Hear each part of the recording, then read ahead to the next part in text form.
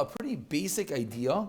It's just the way that the Ben Ish Chai brings it out is very beautiful. This week's parsha has a lot of famous topics. We have Nazir, we have Saita, and we have Berachas Kehanim. It's like wherever you turn, you get something very nice. So, the Ben Ish Chai takes a very classical vart, but he plays it out with a beautiful. I don't know if it's called a mushal, but he says, we all know the famous Gemara that if you see a Saita B'Kol Kulai, what should you do? Yazer Atzoy Min Ayayin. You see something bad, what do? You say, this is talking to me. This is talking to me. Beautiful. Which, parenthetically, we're learning Pirkei Avos right now with Rabbeinu Yoina, and he says in the Mishnah of Hillel, Einani li, mi li.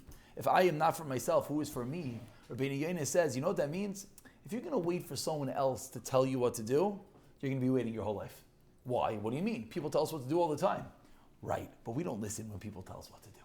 Says Rabbeinu Yoina is such a deep psychological vart. Yeah, the Rebbe could tell you, the Rav could tell you, the wife could tell you, the kid could tell you, everyone could tell you what to do.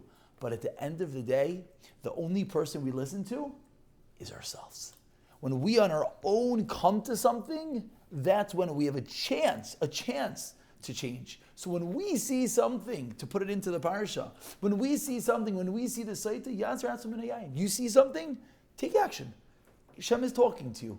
Throughout our whole life, every action we see is tailor-made by Hashem for us to do something, good or not good. It's a test, it's a not, are you supposed to be better, you're supposed to succumb, you're supposed to fight, what are you supposed to do? Take it to heart. But says Hillel, explains Rabbeinu Yoina, because if you're not going to do it, no one's going to do it for you. But says the Ben Ish Chai, what I really wanted to point out, says the Ben Ish Chai, what could we learn from the Saita? What could we learn from the Saita?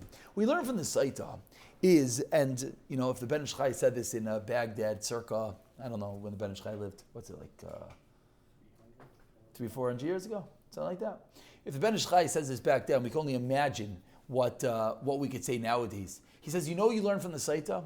You learn when you have midos, listen what he says, when you have midos unchecked, you could come to fall to the lowest, the worst places imaginable.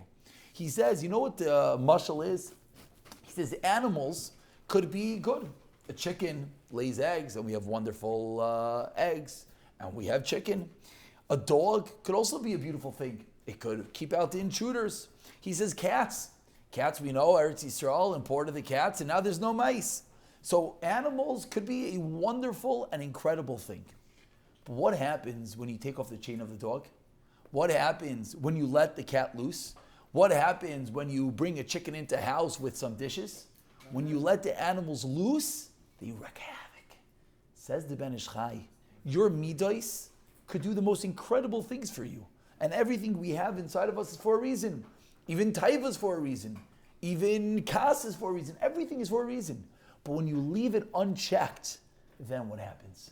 You leave it unchecked, you had a little taiva, you had a little desire for something. And what happens?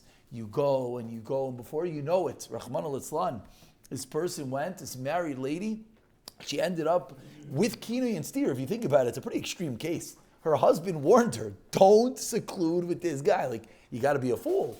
He spelled it out, and it's only a site if he spells it out clearly. Don't be secluded with this guy. And what'd she do? She went and she was secluded with this guy. How ridiculous could he be? What's the answer? The answer is when your midos are unchecked, when you're not in control of your body, you are liable to do not only the most terrible things, but sometimes the most ridiculous things. Sometimes we see what people are doing and we ask ourselves, did you just say that? You're in public, what are you doing? Did you just do that? How could you have done that? And we wonder, how did that happen? And the answer is, look at the Saita. How did she end up in that place? Because she had a midah. She had something inside her that went unchecked. And it festered, and it grew worse, and it grew worse. It was that dog that was unleashed, it was that cat that was let loose, and it could fall to the worst of places. But we never like to end on a low note. So let's try to spin this around a little bit. Says Rav Elia Lapian, what happens if the Saita is brought to the Beis HaMikdash and they tell her to make the Shvuah and they tell her she has to drink? She has to drink. She says, okay, I'm willing to drink. I said, we're going to erase the name of Hashem. She says, I'm going to drink. And they try to scare her and they try to tell her not to do it. No. She sits there and she says, I want a drink. What happens? If she did the Aveira, she blows up. And if she didn't do the Aveira, what happens? Who remembers? What does the Gemara teach us? She has everything, brachis and brachis and brachis. Ask her, Vali Lapian, 1 second.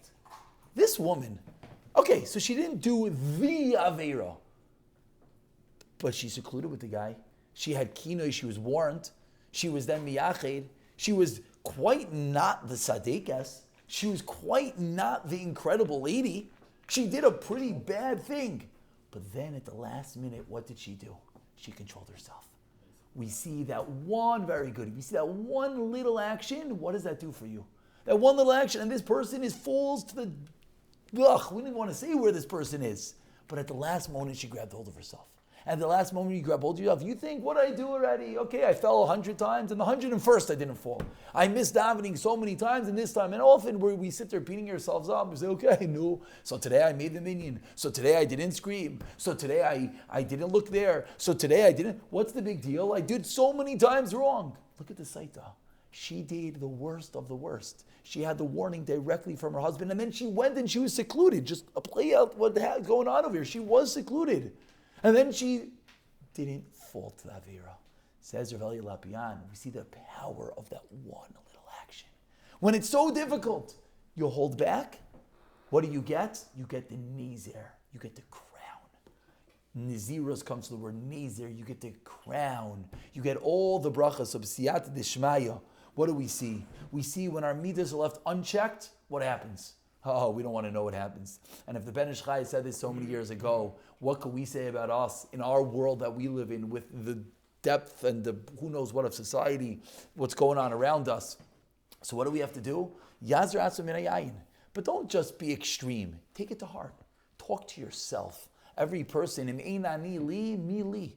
If you're not going to do it, no one's going to do it for you. So when you talk to yourself and you find one little bit, one little teeny thing, I'm going to do this because I was in this situation, then b'siyata d'shmaya, what are we going to end with?